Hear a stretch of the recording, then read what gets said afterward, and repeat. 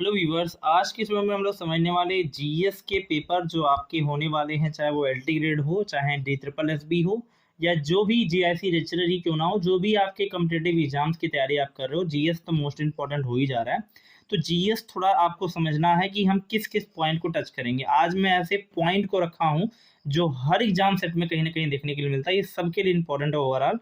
ठीक है, तो मैं अगर हम पहली बात करें तो भारत के प्रमुख जो कोयला क्षेत्र है वो किस जगह पर है। तो आपको ये बात बता दें कि भारत का सबसे पुराना कोयले का जो क्षेत्र है वो पश्चिम बंगाल में है, जिसका नाम है रानीगंज। और ये क्वेश्चन हर बार आया है, अमूमन आर में आया है, यूपी पीसीएस में आया है, साथ ही साथ जीआईसी लेक्चरर में भी इससे क्वेश्चन आने के चांसेस दिख रहे हैं। उसके बाद एलटी ग्रेड में चांसेस दिख रहे हैं, यानी जितने भी क्वेश्चन देखोगे उसमें। और ये क्वेश्चन इतना इंपॉर्टेंट है, ट्रेंडिंग है, कि हर बार रिपीटेड होता है। ठीक है, तो ये भी आप देखेंगे, पश्चिम बंगाल जो है सबसे पुराना जो है रानीगंज में सबसे पुराना कोयले का क्षेत्र है। और किस किस जगह पर है, तो झारखंड में है, जिसे झरिया कहा जाते हैं, सबसे बड़ा क्षेत्र है यहाँ पर। बाकी बोकारो, धनबाद, गिरिडीह और भी करड़पुर, उसके बाद रामगढ़। रामगढ़ भी बहुत पुराना ही है, ये भी इम्पोर्टेंट आपके कहीं ना कहीं सुर्खियों में रहता ही है। और डाल्टनगंज ये भी आपका है, ये झारखंड में ही है। ये सभी के सभी आपके कोयले के क्षेत्र हैं। फिर बाद में आपके उड़ीसा में, जिसे उड़ीसा के अंदर क्या है, तालचेर, हिमगिरी और रामपुर, इन सब जगह पर कोयले जो है उत्पादन क्षेत्र यहाँ पर भी हैं। आंध्र प्रदेश में देखें तो कांतालापल्ली, कांतालापल्ली में आप लोगों को देखने के लिए मिलेगा। तेलंगाना में देखें तो सिंगरेनी, सिंगरेनी में भी आपको देखने को मिलेगा। छत्तीसगढ़ में कोरबा और विश्रामपुर और सोनत और जो है झिलमिल, ये इतनी जगह आप लोगों को जो है कोयले का भंडारण देखने के लिए मिलेंगे। ऐसे हम बात करें और क्या है, तो औरंगजेब के अगर शासन के काल के युद्ध की बात करें कि औरंगजेब के शासनकाल में कौन कौन सा युद्ध कब कब हुआ था, तो औरंगजेब ने जो है बनारस के पास सुजा की हार फरवरी जो है 1658 ईस्वी में इन्होंने ये युद्ध लड़ा था। धर्मत की लड़ाई जो है अप्रैल 1665 में, ये क्वेश्चन बार बार आया है, धर्मत की लड़ाई ये जो है औरंगजेब के बीच में लड़ी गई थी। ठीक है, तो ये भी याद रखिएगा। फिर एक है समूगढ़ की लड़ाई जो है मई 1658 में की थी। फिर खजवा का युद्ध जो है जनवरी 1659 में हुआ था। देवराई की लड़ाई जो है अप्रैल 1659 में हुआ था। इसका सीक्वेंस पूछा जाता है कालक्रम के हिसाब से, तो ये क्रम यही मैंने लगाया है, पूरा का पूरा यही क्रम है, एकदम याद रखेंगे आप लोग। ठीक है, तो अब यहाँ क्वेश्चन क्या है, अब आपसे कहें बौद्ध जो है संगीतियाँ, बौद्ध संगीतियाँ किससे निर्भर करती हैं। तो अगर हम बौद्ध संगीति की बात करें तो प्रथम बौद्ध संगीति जो राजगृह है 1483 ईसा पूर्व में की गई थी। अगर हम इसमें शासन की बात करें तो हर्यक वंश के शासक अजात शत्रु के संरक्षण में ये जो गीत है वो जो है राजगृह का ये प्रस्तुत हुआ था। अध्यक्ष की बात करें तो महाकश्यप एक जो है उनके अध्यक्ष रहे हैं। और इनमें आनंद के सुत सुत पीटक की रचना की, जिसमें बुद्ध की शिक्षाओं का समावेश है। और ये क्वेश्चन आपको याद रखना है। अब ये क्वेश्चन कैसे आ सकता है मैं आपको बता रहा हूँ। क्वेश्चन ये आ सकता है कि इनमें से आनंद के सुतपीटक की रचना किसने, किस बौद्ध धर्म के संगीतियों में किस उसमें किया गया था, किस मतलब राजगृह में किया गया था। तो आपको याद रखना है कि प्रथम में, ठीक है, या राजगृह पूछ कर कह सकता है, या प्रथम बौद्ध संगीत करके पूछ सकता है, मतलब कई तरीके से आपसे पूछा जा सकता है क्वेश्चन। द्वितीय बौद्ध संगीत जो देखें तो द्वितीय बौद्ध संगीत का नाम था क्या, वैशाली, जिसको 383 ईसा पूर्व में ये रचित गई थी। शासक की बात करें तो शासक उसमें था शिशुनाग वंश और कालाशोक, शिशुनाग वंश कालाशोक। अध्यक्ष की बात करें तो सबकामी अध्यक्ष थे। इसमें बौद्ध व्यवस्था जो है स्ववीरावदियों और महासंघाइयों के मध्य विभाजन की बात इसमें की गई है। द्वितीय बौद्ध संगीत की बात करें तो ये पाटलिपुत्र है। देखिए आपसे जरूरी क्या है, आपसे यही बार बार पूछा जा सकता है। ठीक है, जैसे तृतीय का क्या है, पाटलिपुत्र है, द्वितीय का क्या था, प्रथम का क्या है, ऐसे क्वेश्चन आएंगे। शासक की बात करें तो मौर्य वंश के शासक अशोक थे उस समय। अध्यक्ष की बात करें तो अध्यक्ष जो था गोलीपुत्र तिस्सस ये थे आपके। और अभिधम पिठक का संकलन इसी परिषद में किया गया था। बौद्ध धर्म प्रचारकों में विभिन्न देशों में भेजा था इन्होंने। चतुर्थ अगर हम बात करें चतुर्थ संगीत संगीतक के, तो कश्मीर में हुआ था। 72वें शासक क्या था, कुषाण वंश थे, कनिष्क इसके शासक थे। और ये करंट के नए क्वेश्चन में आप लोगों को देखने के लिए मिलेगा। अध्यक्ष की बात करें तो वसुमित्र और अश्वघोष। इसमें बौद्ध धर्म अंतः हीन यान और महायान में विभाजित हो गया था। ठीक है, 2 भागों में विभाजित हो गया था बौद्ध धर्म। ठीक है, ऐसे में बात करें अलाउद्दीन खिलजी के आक्रमण शासन के बारे में, तो अलाउद्दीन खिलजी का जो शासन है, इसमें आक्रमण देखेंगे तो देवगिरी पहला शासन, ये क्रम इंपॉर्टेंट है, एक ही करके क्रम ही बजाता है आपको। ठीक है, देवगिरी का पहली बार आक्रमण किया था 1296 ईस्वी में। फिर गुजरात में उसने आक्रमण किया था, जिसमें रायगढ़ थे, उसमें रामचंद्र थे। और इसमें क्या है, गुजरात में रायगढ़ थे, और रायगढ़ 1299 ईस्वी में इन्होंने किया था। उसके बाद रणथंभौर, जिसमें हमीर देव के साथ इनका जो हुआ था। फिर चित्तौड़ में रतन सेन के साथ हुआ था। मलवा में महकल देव के साथ हुआ था।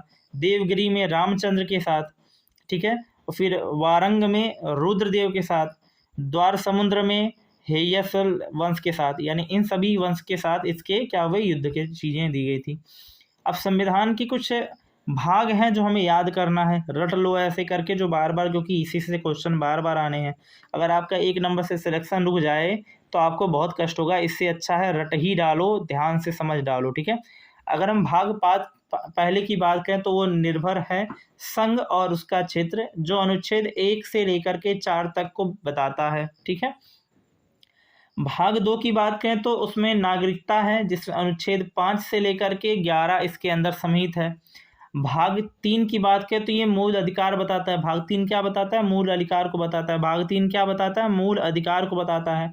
ये 12 से 35 है, 12 से 35 है, 12 से 35 ऐसे रटो दिमाग से। ठीक है, चौथे की बात करें, भाग 4 जो होगा नीति निर्देशक तत्व होगा, डीपीएसपी नीति निर्देशक तत्व, जिसमें 36 से लेकर के 51 तक अनुच्छेद वर्णित है।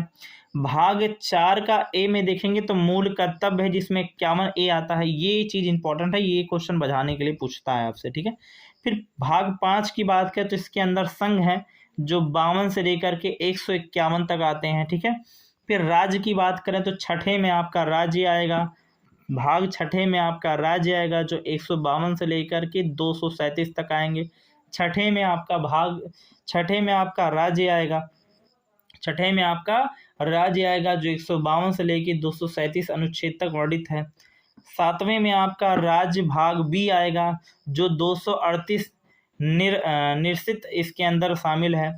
जिसमें भाग 8 की बात करें तो ये संघ, राज्य और यूनियन टेरिटरी को भी आइडेंटिफाई करता है। 200 अनुच्छेद 239 से लेकर के 242 इसके अंदर निहित है।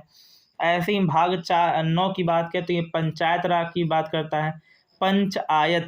पंचायत, तो पंचायत का मतलब 5 है आयत, आयत समझते हैं। तो अगर 5 आयत अगर है तो आयत के कितने कोने होते हैं, 4, 1 2 3 4, 5 और 4 9, तो यानी भाग 9 याद हो जाएगा।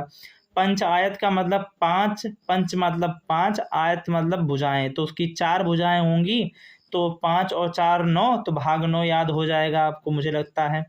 243 से लेकर के 243 ओ तक ये जाएगा, क्योंकि अब इसके अंदर पता है अनुच्छेद के अंदर सब भाग आ जाएंगे। ठीक है, फिर ऐसे ही अनुच्छेद भाग जो है 9A, जो नगर पालिका को निहित करता है, 243 से लेकर के 243 जी तक आएगा। ये तो आपको उतना इम्पोर्टेंट नहीं है, हालांकि है इम्पोर्टेंट, ऐसी बात नहीं है, लेकिन अब आपके एग्जाम के ओरिएंटेड से यही क्वेश्चन आपके बन जाएंगे। नगर पालिकाएं जो है भाग ए में आएगा। ठीक है, 9 के ए में।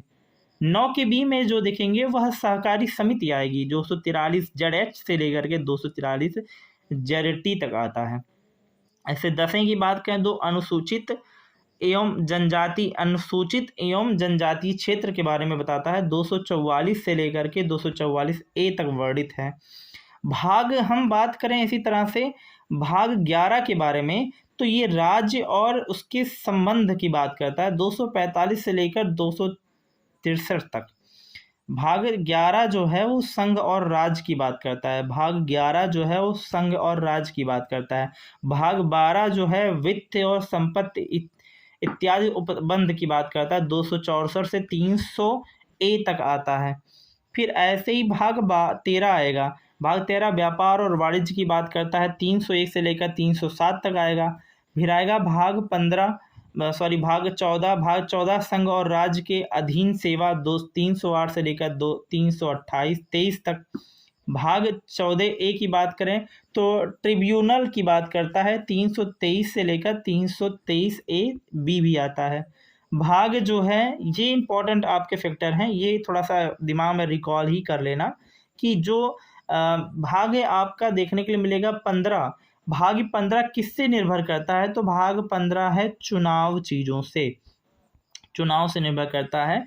324 से लेकर के 329 ए तक आता है। इसके अंदर सब चीज़ें हैं, अनुच्छेद देखेंगे वहाँ तो क्लियर होगा।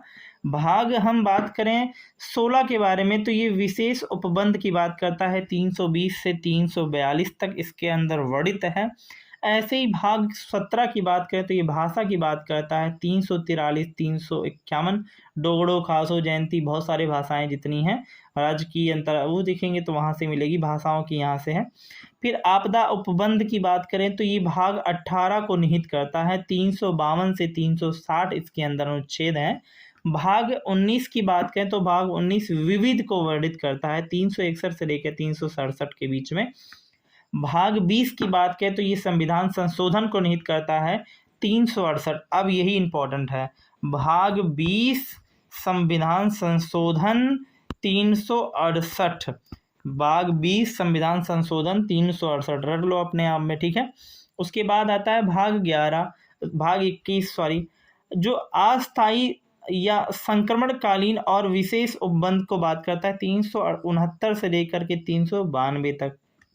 ऐसे आएगा भाग 22 जो संक्षिप्त नाम प्रारंभ आदि जो है 393 395 को निहित करता है। अब जो ये जो मैंने डाट लगाई इसको और ये लास्ट वाले को थोड़ा फोकस करके पढ़िएगा, आपको समझ में आ गया होगा।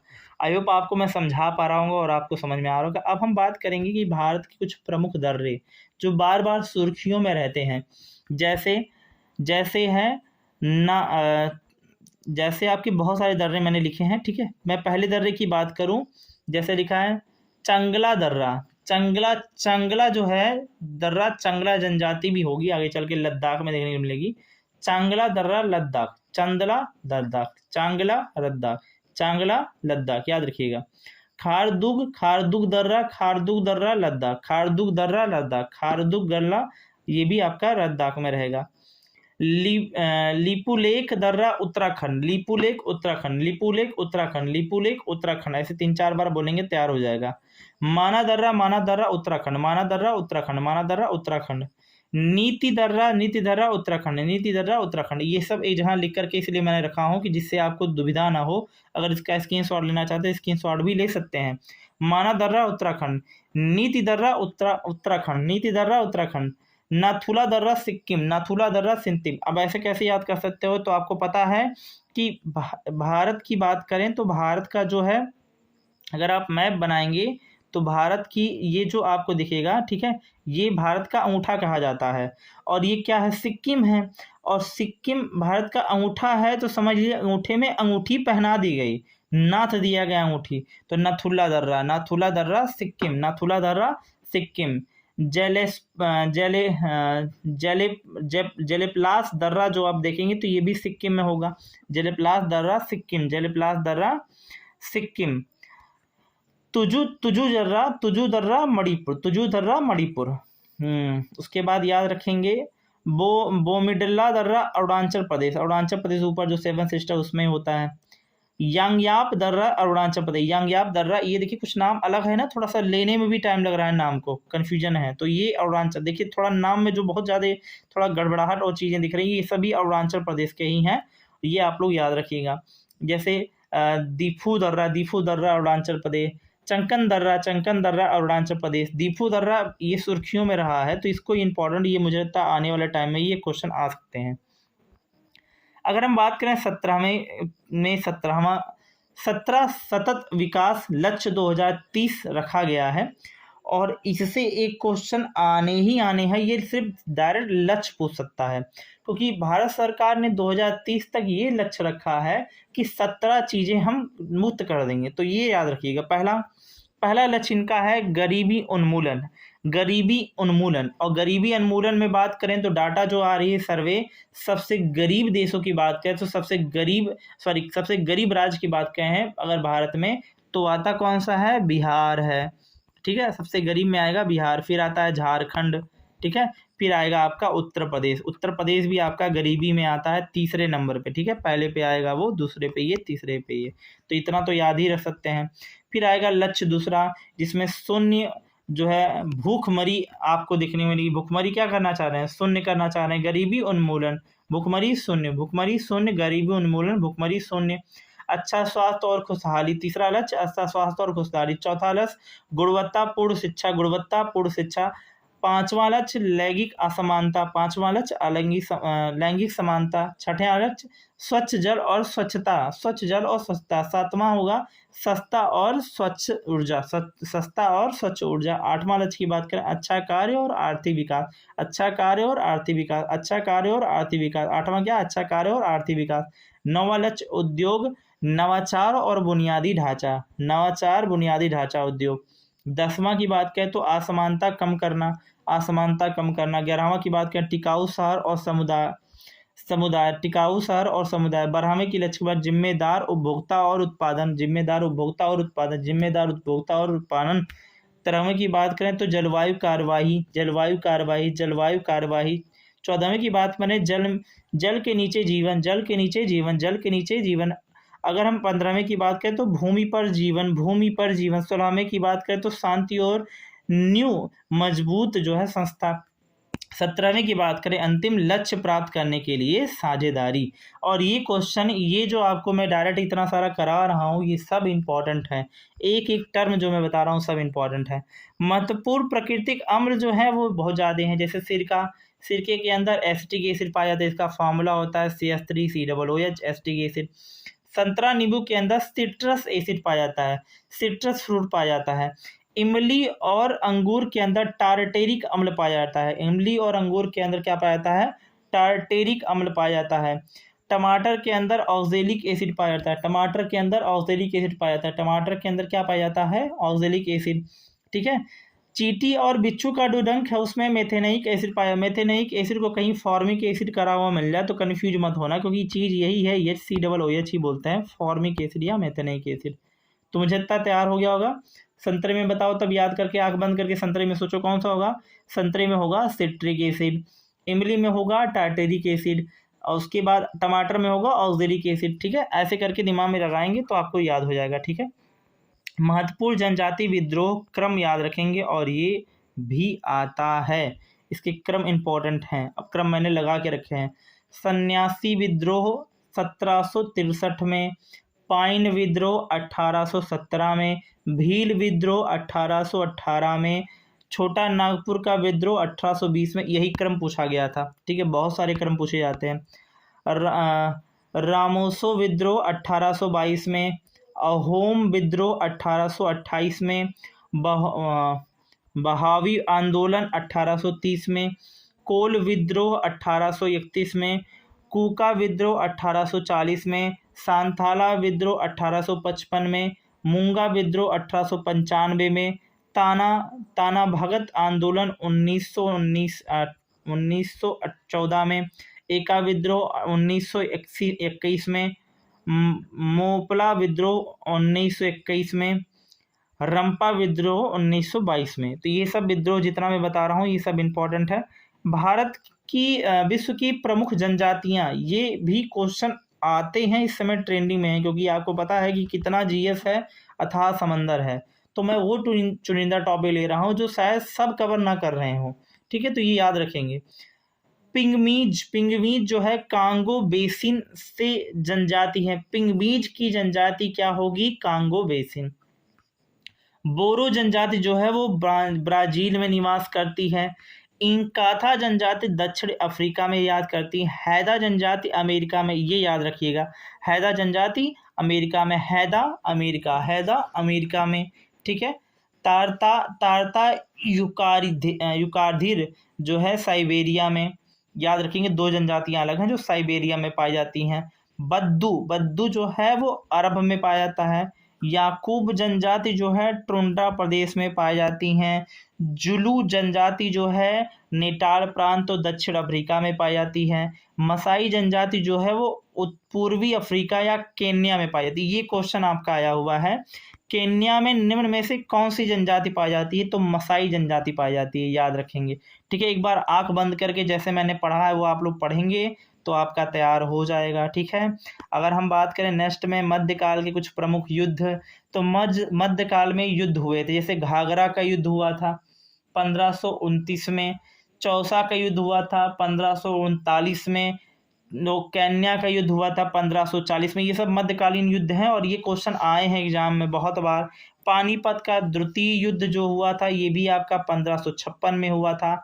तालीकोट का युद्ध जो है 1565 में हुआ था। तालीकोट का युद्ध 1565 में हुआ था। हल्दी घाटी का युद्ध 1576 में हुआ था, ये याद रखेंगे। तो ये डेट आपके लिए बहुत इंपॉर्टेंट रोल प्ले करती है।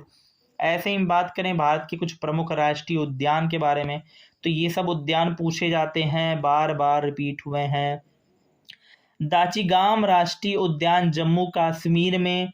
पिन वैली राष्ट्रीय उद्यान हिमाचल प्रदेश में। पिन वैली राष्ट्रीय उद्यान हिमाचल प्रदेश में।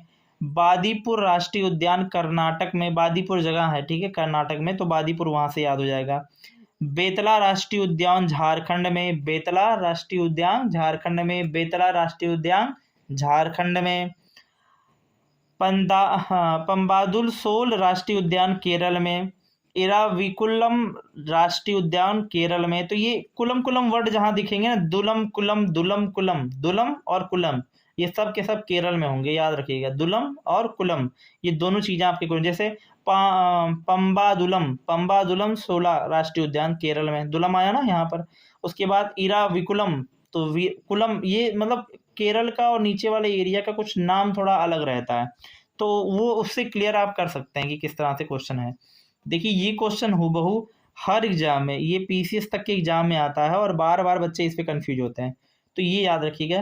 प्रस्तावना के क्रम में उल्लेखित शब्द रहेगा, पहले आता है संप्रभुता, फिर आता है समाजवादी, फिर आएगा धर्मनिरपेक्ष, लोकतांत्रिक, गणराज्य। संप्रभुता, समाजवादी, धर्मनिरपेक्ष, लोकतांत्रिक, गणराज्य। एक साथ मेरे साथ बोलिए एक बार आप लोग भी। संप्रभुता, समाजवादी, धर्मनिरपेक्ष, लोकतांत्रिक, गणराज्य। एक बार और बोलिए मेरे साथ। संप्रभुता, समाजवादी, धर्मनिरपेक्ष, लोकतांत्रिक, गणराज्य। ये इतना इंपॉर्टेंट है कि ये सीक्वेंस बार बार पूछा गया और एग्जाम में हर बार गलतियां होती है और कुछ नहीं करता, बस इसको उठा के आगे कर देगा, इसको उठा के इधर कर देता है, तो बच्चे कंफ्यूज आते हैं। याद रखेंगे, संप्रभुता, समाजवादी, धर्मनिरपेक्ष, लोकतांत्रिक, गणराज्य, ठीक है। अब प्रस्तावना की बात करें तो प्रस्तावना जो है वो 42वें संविधान संशोधन अधिनियम 1976 द्वारा 3 शब्दों में जोड़ा गया है। मतलब समाजवादी, पंथनिरपेक्ष और अखंड शब्द, ये 1976 में 42वें संविधान संशोधन में 3 शब्द जो है वो जोड़े गए हैं प्रस्तावना में। क्या जोड़े गए? समाजवादी, पंथनिरपेक्ष, अखंडता, ये 3 शब्द आपके इसमें जोड़े गए हैं। ऐसे में बात करें उत्तर प्रदेश के कुछ प्रमुख तथ्य महत्वपूर्ण, और ये कोई उत्तर प्रदेश के एलटी ग्रेड का जो भी है एग्जाम आपका है तो इसलिए इम्पोर्टेंट तो बनता है। ललितपुर जिला कितने, क्वेश्चन है, ललितपुर जिला कितने जगह को घेरता है? अगर आप देखेंगे तो 3 में से मध्य प्रदेश से घिरा हुआ है। मतलब ललितपुर जिला जो है ये मध्य, 3 तो जुड़ा ही है और एक मध्य प्रदेश से जुड़ा हुआ है, ठीक है। सोनभद्र जिला 4 राज्य मध्य प्रदेश, बिहार, झारखंड और छत्तीसगढ़ की सीमा सेजा करता है। सोनभद्र जिला 4 राज्यों से जुड़ा हुआ है, मध्य प्रदेश, बिहार, झारखंड, छत्तीसगढ़, याद रखने वाली बात है ना। उसके बाद आता है सहारनपुर जिला। सहारनपुर जिला हरियाणा, उत्तराखंड, हिमाचल प्रदेश के साथ सीमा बनाता है। कितने लोग साथ बनाता है? 3 लोगों के साथ, यानी सहारनपुर किसके साथ बनाएगा? 3 लोगों के साथ। क्षेत्रफल की दृष्टि से सबसे बड़ा, उत्तर प्रदेश का सबसे बड़ा अगर हम जिले की बात करें तो लखीमपुर खीरी है, जिसका एरिया जो है 7,680 वर्ग किलोमीटर है। क्षेत्रफल की जैसे सबसे कम जो एरिया है वो हापुड़ का है। हापुड़ आपको एरिया जब आप पढ़ेंगे उसमें 660 वर्ग किलोमीटर का है, ठीक है, तो याद रखेंगे। बताइए सबसे बड़ा जिला अगर हम बात पूछ लें तो कौन सा बनेगा? लखीमपुर। सबसे छोटा हापुड़। सबसे बड़ा जिला लखीमपुर, सबसे छोटा हापुड़। याद रखेंगे कि नहीं? हुमायूं द्वारा लड़े गए युद्ध की हम बात करें तो क्या होगा? तो हुमायूं ने कई सारे युद्ध लड़े थे। अगर हम बात करें तो इसके युद्ध में फेमस युद्ध जो है दोहरिया या दोहराव का युद्ध, जो गोमती के तट पर हुआ था 1532 में, महमूद लोदी और सिकंदर शाह के संयुक्त जो है सेना को हराया था इसने। फिर इसने युद्ध किया, महमूद गजनवी ने चौसा का युद्ध लिया था 26 जनवरी 1539 में लिया था। बक्सर बिहार में हुमायूं की जान इसी युद्ध में निजाम नामक भिक्षती के बचाई। शेरशाह ने जीत करके शेरशाह की उपाधि ली थी, ठीक है, मतलब मार डाला था उसको। उसके बाद आया था कन्नौज का विलासग्राम का युद्ध मई 1540 में। हुमायूं की निर्णायक हार दिल्ली व शेरशाह पर कब्जा कर लिया था। मच्छीवाड़ा का युद्ध जो है 15 मई 1555 में सिकंदर सुर को हराया था इसने, ठीक है। फिर उसके बाद सिरहिंद का युद्ध जो है 22 जून 1555 में सिकंदर सुर को पुनः हराया था इसने, माने दो बार इसको हरा चुका है। फिर जुलाई 1555 में हुमायूं का पुनः दिल्ली पर कब्जा हो जाता है। ये सब उसकी के लिए है, ठीक है, याद रखेंगे हुमायूं के। पल्लव वंश के कुछ प्रमुख शासक जो है बहुत ज्यादा ही फेमस है। पल्लव वंश इस समय उभर के आ रहा है बार बार आपके उसमें, जैसे सिंह विष्णु पल्लव वंश के ही जो है शासक रहे हैं। महेंद्र वर्मन प्रथम पल्लव वंश के शासक। नरसिंह वर्मन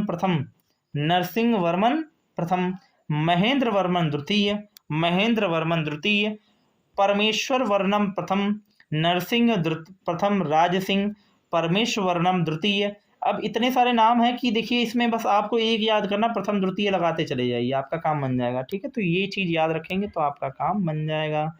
चुंबकीय, अगर हम बात करें विद्युत चुंबकीय तरंगों के बारे में, तो विद्युत चुंबकीय तरंगों की ये वेवलेंथ के घटते क्रम में रखा गया है। जैसे रेडियो वेव, उसके बाद microwave, infrared wave, visual wave, ultraviolet wave, x wave, gamma rays, ऐसे सारे दिए गए हैं। फिर ऊर्जा के घटते क्रम में लिखा गया है, ऊर्जा जो है गामा रेज, फिर आएगा एक्स रे, अल्ट्रावायलेट रे, विजुअल रेज, इंफ्रारेड रे, माइक्रोवेव्स, उसके बाद आपका आ जाएगा रेडियो वेव्स। तो ये याद रखेंगे। उपराष्ट्रपति के संबंध में कुछ तथ्य रखा गया है भाई, उपराष्ट्रपति के संबंध में, क्योंकि आपको पता है कि इस्तीफा दिया ही गया है, तो मुझे लगता है इससे क्वेश्चन आने के चांसेस बन ही रहे हैं।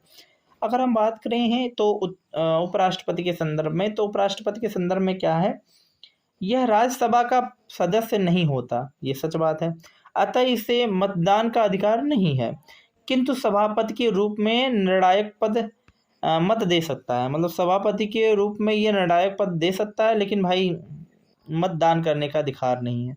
राष्ट्रपति के त्यागपत्र, निष्कासन, मृत्यु आदि स्थिति में कार्यवाहक राष्ट्रपति के रूप में कार्य कर सकता है। भाई सिंपल, राष्ट्रपति ही के पास ही सब कुछ है, लेकिन जब वो नहीं है, त्यागपत्र दे दिए, मृत्यु हो गया, निष्कासित कर दिया गया, तो उपराष्ट्रपति की जरूरत पड़ती है, तो वहां से उनको ले लिया जाता है। ये इतना पॉइंट बहुत इंपॉर्टेंट है, क्वेश्चन आएगा इससे। फिर कार्यवाहक राष्ट्रपति के रूप में कार्य करने के दौरान उपराष्ट्रपति राज्यसभा का सभापति नहीं होता। मतलब अगर वो उपराष्ट्रपति के पद पर कार्य कर रहा है तो सभापति नहीं रहेगा, एक ही जगह काम होगा। मतलब है उन्हीं के ही पार्ट, लेकिन वो एक ही जगह काम करते हैं। इस अवधि में इसके कार्य का निर्वाह उपसभापति द्वारा ही किया जाता है। शपथ की बात करें तो राष्ट्रपति या जो है कृष्ण के लिए नियुक्त व्यक्ति जो होगा, मतलब जिसके लिए जिसको नियुक्त कर दिया जाए। पदाविधि जो है, पद जो है ग्रहण करने की तिथि जो है 5 वर्ष तक रहेगी। अनुच्छेद 67 में कितनी भी बार पुनर्निर्वाचित हो सकते हैं, मतलब कई बार, जितना चाहें उतनी बार हम इनको रख सकते हैं। फिर भारत के कुछ महत्वपूर्ण नेशनल पार्क हैं, इतने नेशनल पार्क हो चुके हैं कि मत ही पूछिए। फिर आएगा जो बहुत जो चुनिंदा है उनकी बात करते हैं। बांधवगढ़ नेशनल पार्क जो है शहडोल मध्य प्रदेश में है। शिवपुरी नेशनल पार्क शिवपुरी मध्य प्रदेश में है। भगवान महावीर उद्यान जो है गोवा में है। इंदिरा गांधी अभ्यारण्य जो है तमिलनाडु में है। ये इंदिरा गांधी अभ्यारण्य तमिलनाडु आया है एग्जाम में, बहुत ज़्यादा इंपॉर्टेंट है। वेदांत गल पंछी विहार तमिलनाडु में है। फिर रोहिला राष्ट्रीय उद्यान हिमाचल प्रदेश, रोहिला राष्ट्रीय उद्यान हिमाचल प्रदेश। किश्तवाड़ राष्ट्रीय उद्यान जम्मू कश्मीर। कार्बेट राष्ट्रीय उद्यान उत्तराखंड, ये तो बहुत इन पर कन्हैया और कारपेट राष्ट्रीय उद्यान, ये तो मतलब समझिए हर पेपर में छपे रहते हैं। कन्हैया राष्ट्रीय उद्यान मध्य प्रदेश और कार्बेट राष्ट्रीय उद्यान उत्तराखंड। कार्बेट राष्ट्रीय उद्यान उत्तराखंड, जब उत्तराखंड आप कभी टहलने जाइए ना तो वहाँ पर कार्बेट राष्ट्रीय उद्यान में ज़रूर जाएं, बहुत अच्छा जगह है। ठीक है, ऐसे हम बात करेंगे मानस नेशनल पार्क जो कि असम में है। कंचनजंगा राष्ट्रीय उद्यान जो कि सिक्किम में है, ये भी सुर्खियों में रहा है। कंचनजंगा राष्ट्रीय उद्यान कहाँ पर है? सिक्किम में है। गिर राष्ट्रीय उद्यान गुजरात में है। मृगवानी नेशनल पार्क तेलंगाना में है। हिमित राष्ट्रीय उद्यान लद्दाख में है। नंददेव जो है वो उत्तराखंड में है। नंदा देवी उत्तराखंड में है। नंदा देवी उत्तराखंड में है। नमेरी राष्ट्रीय उद्यान असम में है। केरैबुल लामाजाओ जो है राष्ट्रीय उद्यान जो है मणिपुर में है। सिमलीपाल राष्ट्रीय उद्यान उड़ीसा में है। कुनो राष्ट्रीय उद्यान मध्य प्रदेश में है। पेंच राष्ट्रीय उद्यान मध्य प्रदेश में है। तो ये आप याद रखें कुछ निंदा राष्ट्रीय उद्यान। महत्वपूर्ण सांस्कृतिक कृतियां हम बात करें, जैसे रामायण की रचयिता कौन है बताए? वाल्मीकि। रामायण के रचयिता कौन है? वाल्मीकि। महाभारत के रचयिता कौन है? वेद व्यास। महाभारत के रचयिता कौन है? वेद व्यास। रामायण के रचयिता कौन है? वाल्मीकि। रघुवंश के अगर बात करें तो रघुवंश के बारे में कालिदास ने बात की थी। तो ये टॉपिक 3 बहुत एक्स्ट्रा, वो तो सब बताते हैं। रघुवंश जो है, रघुवंश का जो है कालिदास ने लिखा था। ऋतु संहार की बात करें तो ऋतु संहार को भी कालिदास ने ही लिखा था। मेघदूत को भी कालिदास ने ही है। फिर रावण बाण जो है वात्स्य भट्टी याद रखेंगे, वात्स्य भट्टी। फिर काव्य दर्शन जो है दंडिन ने लिखा था, फिर दंडिन ने भी 10 कुमार रचयिता भी इन्हीं को ही कहा जाता है। किरात जुर्नी जो है ये भारवी ने लिखा था। नीति शतक जो है भृतहारी ने लिखा था। ऐसे तरीके से आपसे क्वेश्चन पूछ सकता है। कुछ महत्वपूर्ण मिश्र धातुएं हैं, जैसे पीतल बना है जिंक और कॉपर का।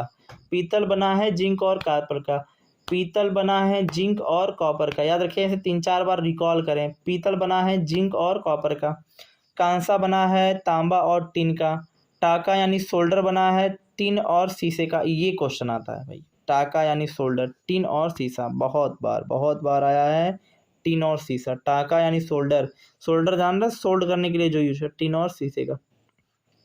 स्टील बना है लोहा और कार्बन का। जर्मन सिल्वर बना है जिंक कॉपर निकल का। स्टेनलेस स्टील बना है लोहा क्रोमियम और निकल का। अमलगम बना है पारा और अन्य धातु जो है लोहे के छोटे लोहे को छोड़कर अन्य धातुओं से मिलकर बना है पारा। ठीक है। विश्व का मरुस्थल और उसके विस्तार की बात करें तो आटाकामा मरुस्थल जो है चिली, पेरू, बोलीवा और अर्जेंटीना, इन सब जगह पर इसका आटाकामा मरुस्थल का विस्तार है।